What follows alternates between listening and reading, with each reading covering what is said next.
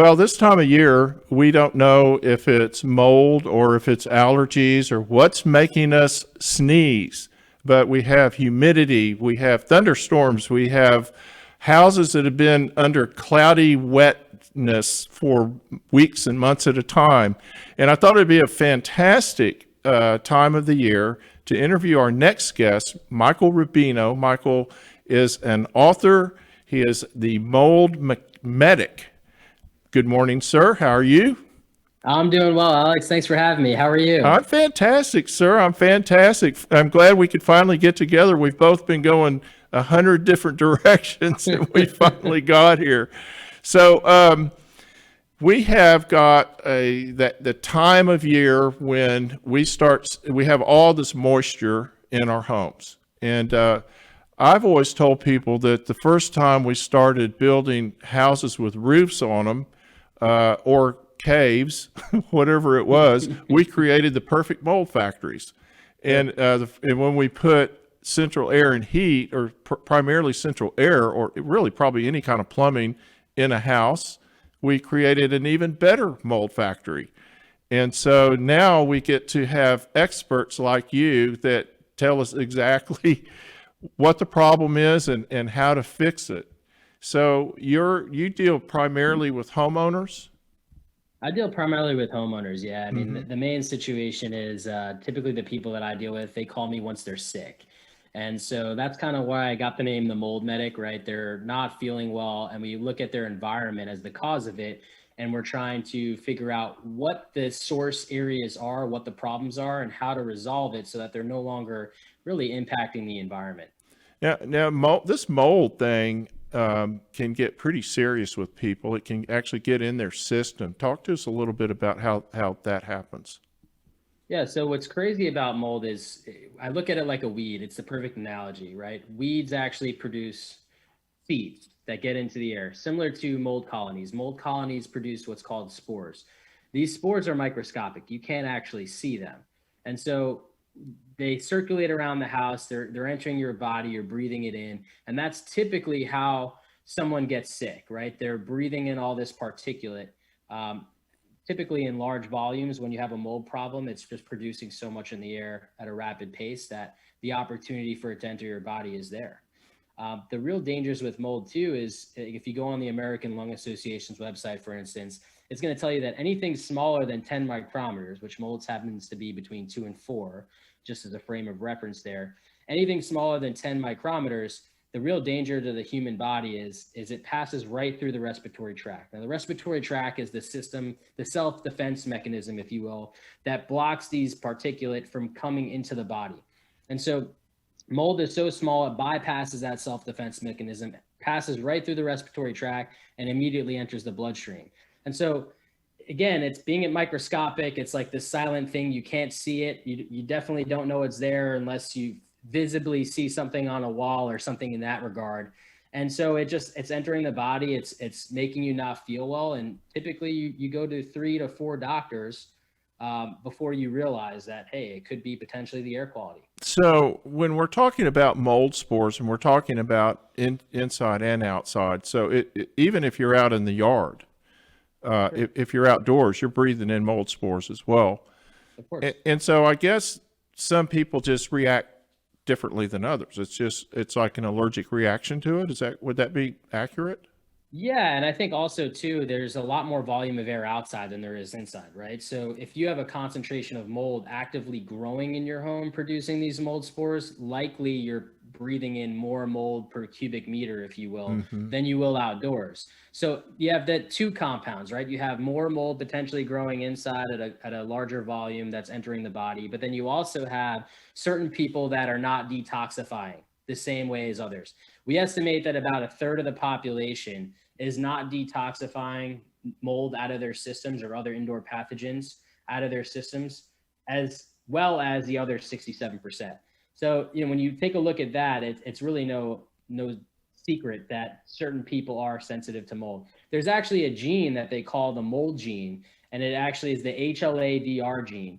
And about 1 in 4 people have this gene that just does not allow their body to methylate and detoxify the way the other 75% of people do. So you start looking at this thing, you have autoimmune disease and autoimmune disorder that makes you more susceptible to environmentally acquired illness. You have the mold gene, right? That makes you susceptible to environmentally acquired illness. Pans and pandas and children can make people more susceptible to Well, environmentally acquired and then illness. there's just the fact that we're more susceptible because we're not as exposed to these things as in the past. You know, we're more protected, so we don't have that kind of natural immunities or the natural fighting mechanisms as strong as maybe our parents or grandparents did. So, what is the worst mistake that you see builders make that are causing mold in houses? Yeah, I've dealt with this personally. I think the biggest mistake that they make is when they deliver the lumber originally to build the house, they're sitting it in the mud and it rains. And just kind of like a science experiment. If you have a wet sponge sitting against a counter, right? You pick up the wet sponge, what happens? Underneath the counter is wet. And so what happens is when two substrates touch together and there's moisture involved, it's going to trap the moisture. So when you have lumber sitting against the dirt, the dirt's going to harbor moisture. It's going to stay in the lumber long enough for mold to start to opportunistically grow. Mold can grow in as quickly as 24 to 48 hours. And one of the main molds that we see outdoors, and also is the number one mold that we find indoors, is going to be the Aspergillus penicillium species. And those are the allergenic species that also produce mycotoxins, which obviously are toxigenic and can really produce debilitating effects, whether it's something as simple as like the onset of a cold that never goes away, or whether it's something that's more neurological, like anxiety, insomnia, or something along those lines, right? So we know that there's different molds that produce different symptoms. And I think we can really avoid these things by stopping to deliver mold in the lumber, build like a cribbing for it to keep it off the ground. And the other thing is when the house is dried in, right? Because you still have the rain and other things that are going to impact the wood, obviously, as you're building. It's unavoidable.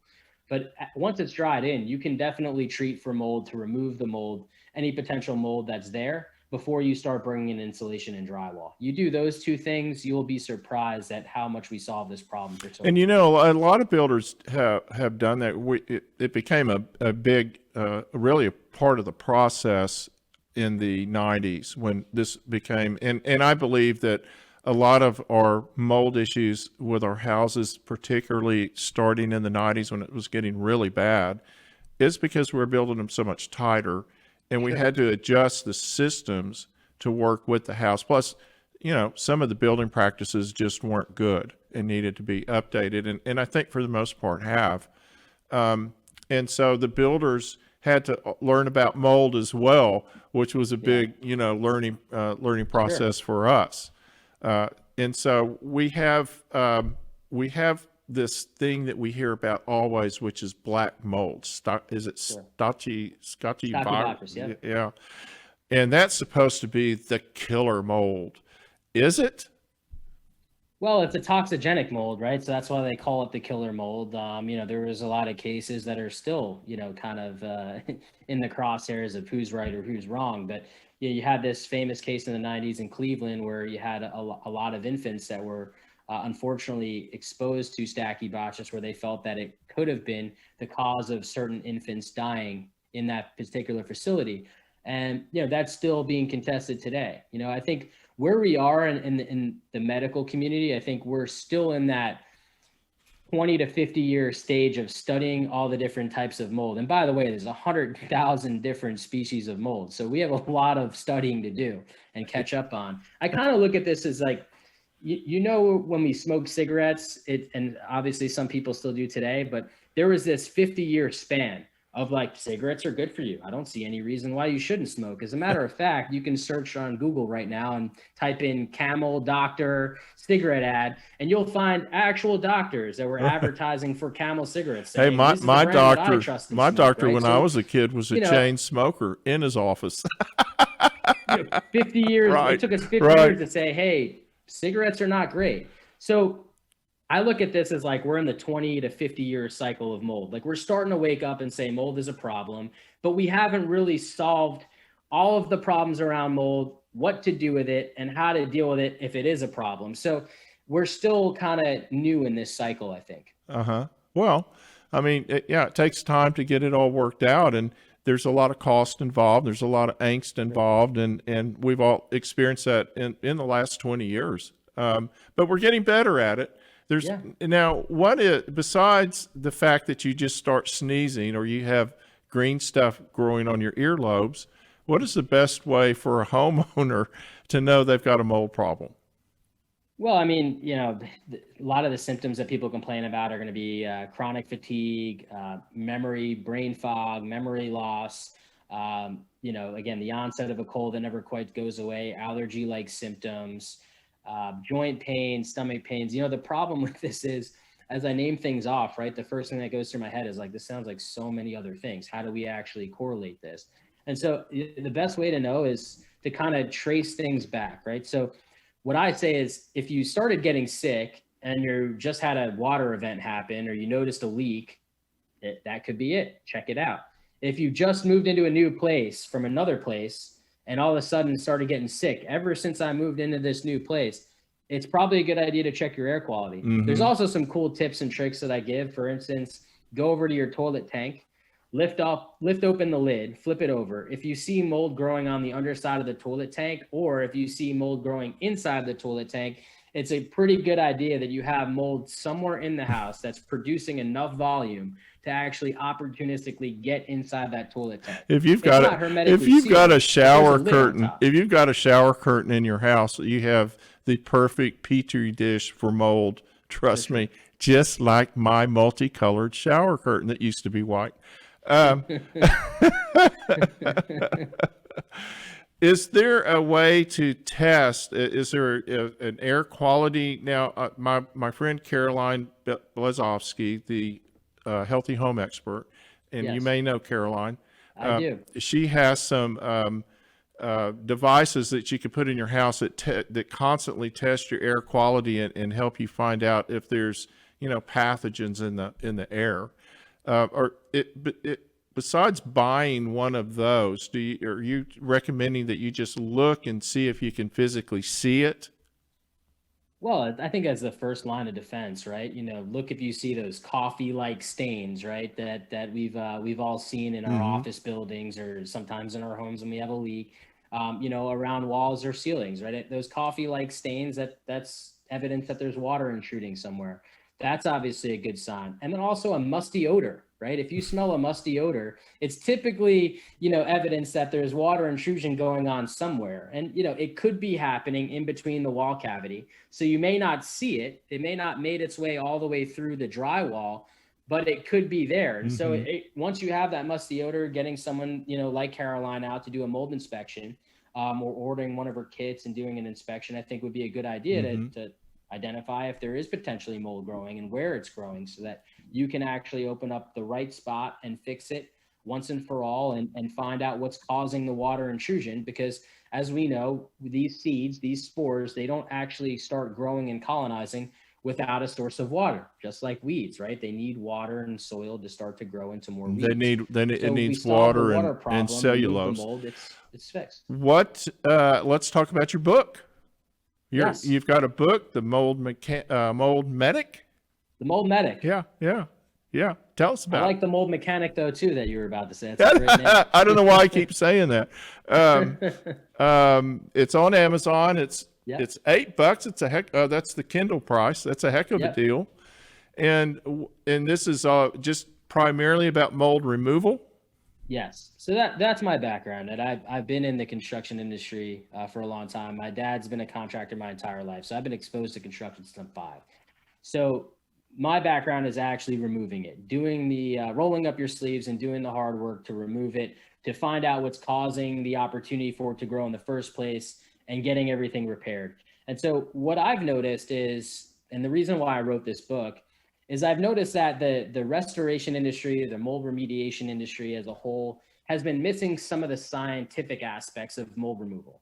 And we talked a little bit about this, how mold has root-like structures called hyphae that grow into building materials. Just like weeds have roots, mold has roots too. And typically when you take your 3-day class to become, a licensed mold remediation contractor, they teach you about opening up the wall, right? Removing the drywall, maybe removing any insulation behind it. But what they don't teach you is about the byproducts that mold creates while it's there.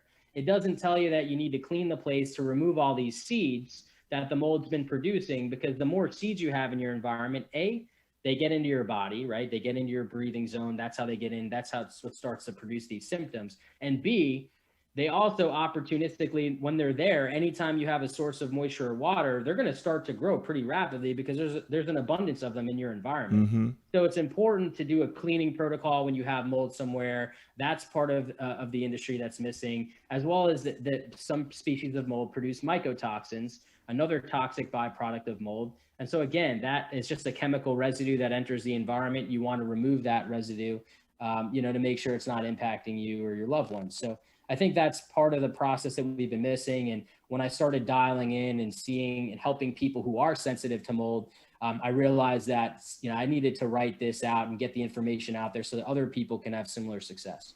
Well, Michael, I really appreciate you coming on with us today. This has been a fascinating discussion and hopefully very helpful. And hopefully folks will buy your book if they if they think that they've got a problem.